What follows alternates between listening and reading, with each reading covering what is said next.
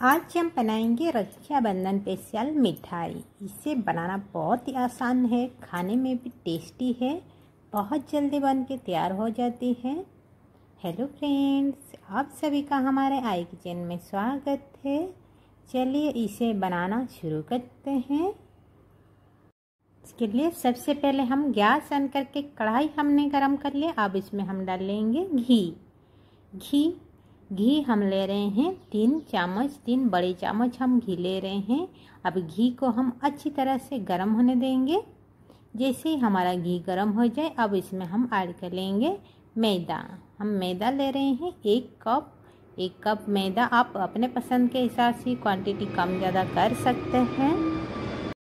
जितना आपको मिठाई बनानी है उसी हिसाब से मैदा ले सकते हैं, ज़्यादा भी कर सकते हैं, कम भी कर सकते हैं। अब इसे अच्छे से भून लेनी है ताकि मैदा की जो कच्चापन है वो सारे अच्छे से निकल जाए। तब तक इसे अच्छे से भून लेनी है। ये थोड़ी सी ड्राई हो गई है इसमें, इसलिए मैंने और 2 चम्मच इसमें और घी ऐड कर लिया ताकि घी में अच्छी तरह से मैदा को भून लेनी है। अब भूनने के बाद इसे इस तरह से अच्छे से मिक्स कर लीजिए ताकि घी में ये अच्छे से मिक्स हो जाए। अब ये हमारे अच्छे से भून गई है, ये अच्छे से मिक्स हो गई है। अब इसमें हम ऐड करेंगे 1 कप मिल्क पाउडर। जिस कप से हमने मैदा लिए थे उसी कप से ही पहले हम डालेंगे 1 कप। उसके बाद इसे हम ऐड करेंगे और हाफ कप। 1 कप मैदा में हम 1.5 कप मिल्क पाउडर इसे हम ऐड कर रहे हैं।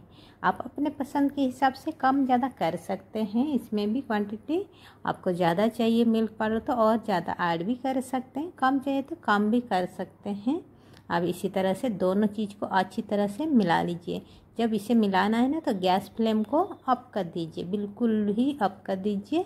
अप करने के बाद इसे इस तरह से अच्छे से मिला लीजिए ताकि इसके अंदर कोई भी लम्स या गांठ कुछ ना बने रहे। अच्छे से मिक्स हो जाना चाहिए।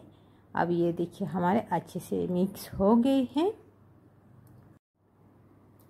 अब इसे हम एक बाउल में निकाल के रख लेंगे, यानी एक प्लेट में इसे हम निकाल के रख लेंगे। आप चाहे तो दूसरी कढ़ाई भी आप ले सकते हैं। हमने सेम कढ़ाई ले रहे हैं, जैसे उसी कढ़ाई में ही हम चटनी बना के तैयार करने वाले हैं, इसलिए हम प्लेट में रख रहे हैं। प्लेट में रखने के बाद उसी कढ़ाई को ही हम यूज कर रहे हैं। आप चाहे तो दूसरी वाला कढ़ाई आप ले सकते हैं।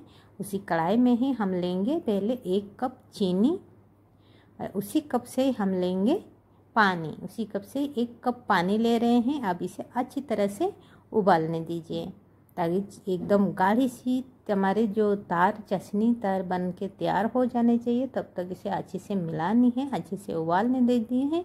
टेस्ट के लिए 1 छोटी चम्मच इलायची पाउडर इसे हम ऐड कर रहे हैं। आप चाहे तो इलायची एसेंस, केवड़ा एसेंस, जो भी आपका अच्छा लगे आप वो ऐड कर सकते हैं, या रोज़ वाटर भी आप इसमें ऐड कर सकते हैं। जो फ्लेवर आपको अच्छा लगे आप वो ऐड कर लीजिए और इसे अच्छे से उबालने दीजिए। उबालते उबालते आप देखेंगे गाढ़ी सी बन के तैयार हो जाती है। जो हमारे चाशनी यानी चीनी हमारे एकदम चीनी सिरप जैसे बन के तैयार हो जाती है। ये देखिए धीरे धीरे गाढ़ी होने लगी है ना। इस तरह से गाढ़ी होनी चाहिए हमारी चीनी। आप इसे इस तरह से चेक कर सकते हैं। ये देखिए थोड़ी सी हाथ में लीजिए और इस तरह से चिपचिपापन होना चाहिए, नहीं तो एक तार वाला जैसे है ना, तार इतना तक इसे बनानी है। जैसे बोलते एक तार वाला चाशनी, इस तरह से इसे बना के तैयार कर लीजिए। अब ये तैयार हो जाए, अब इसमें ऐड कर लीजिए जो हमने मैदा और मिल्क पाउडर को हमने भून के रखा था उसे डाल दीजिए। उसे डालने के बाद गैस फ्लेम को अप कर लीजिए। अप करने के बाद इसे अच्छी तरह से मिला लीजिए। ध्यान रहे चीनी को इसे ज़्यादा गाढ़ी ना करें। ज़्यादा गाढ़ी करेंगे ना जो मिठाई आपकी एकदम से हार्ड से बन के तैयार होगी, इसीलिए ज़्यादा इसे गाढ़ी ना करें। इसी तरह से ही इसे चटनी को थोड़ी सी कम इसे गाढ़ी करनी है, एक तार से ज़्यादा इसे गाढ़ी नहीं करनी है। उसके बाद इसे मिक्स करने के बाद इसे आधे हम इसमें ले रहे हैं, यानी तीसरा हिस्सा जो है 2 हिस्सा हम उसमें रख लिए और 1 हिस्सा हमने ले लिया। उसमें ऐड कर लेते हैं थोड़ी सी फूड कलर। हमने रेड फूड कलर रहे हैं। आप अपने पसंद के हिसाब से कोई भी फूड कलर ले सकते हैं, रेड, ग्रीन, येलो, ऑरेंज, जो भी आपको अच्छा लगे आप वो फूड कलर लीजिए और इसे अच्छी तरह से मिला लीजिए। इसको इस तरह से अच्छे से पलटते हुए इस तरह से अच्छे से मिला लेनी है। और ये देखिए हमारे अच्छी से रेड फूड कलर हमारे मिक्स हो गई है। अब ये देखिए दूसरी हमने उसे अलग से रखी है कढ़ाई में। अब चलिए इसका मिठाई बनाना शुरू करते हैं। ये हमने लिया है एक चक्की, उसमें लिया इस तरह के रेपर, जो प्लास्टिक वाला रेपर आती है ना, वो हमने लिया है इस तरह के। अब इसमें घी से अच्छे से पहले हम ग्रीस कर लेंगे, घी या ऑयल जिससे आपको अच्छा लगे। अब इसमें हम डाल लेंगे जो हमने फूड कलर हमने ऐड किए थे मिक्सचर, उसी को इसमें डाल देनी है।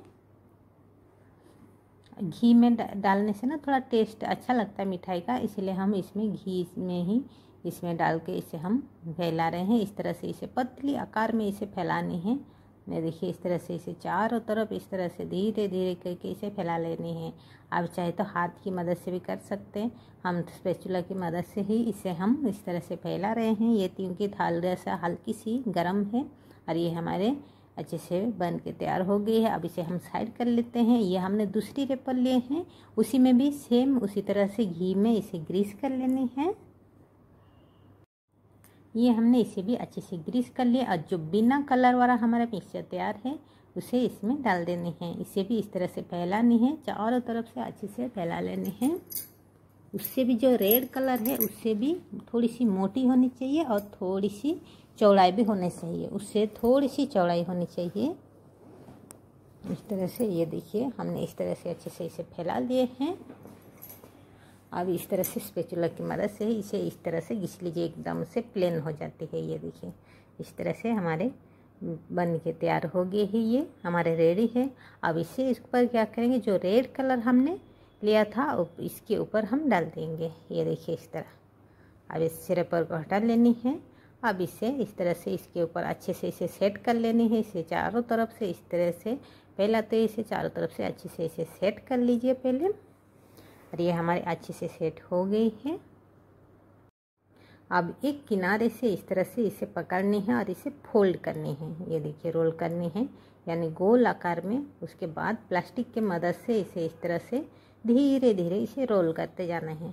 इसे प्लास्टिक की मदद से इसे रोल करेंगे ना, एकदम से चिकनापन आती है, हाथ से इतना अच्छी नहीं होगी जितना आप प्लास्टिक से इसे रोल करेंगे। इसीलिए इसे प्लास्टिक से इस तरह से हम इसे रोल कर रहे हैं। और ये देखिए हमारे अच्छे से रोल बन के तैयार हो गए हैं। आप इसे इस तरह से गोल आकार में भी रख सकते हैं या ट्रायंगल या जैसे भी आपको शेप देना है आप उसी हिसाब से अपने पसंद के हिसाब से इसे शेप कर सकते हैं। कितना मोटे पतले जिस हिसाब से आप रखना चाहते हैं उस हिसाब से भी आप इसे रख सकते हैं। इसे मैंने थोड़ी सी टेढ़ी आकार माने त्रिकोणा जैसे होते हैं ना, इस तरह की हमने इसका शेप दे रहे हैं, इसीलिए इस तरह से हम बना रहे हैं।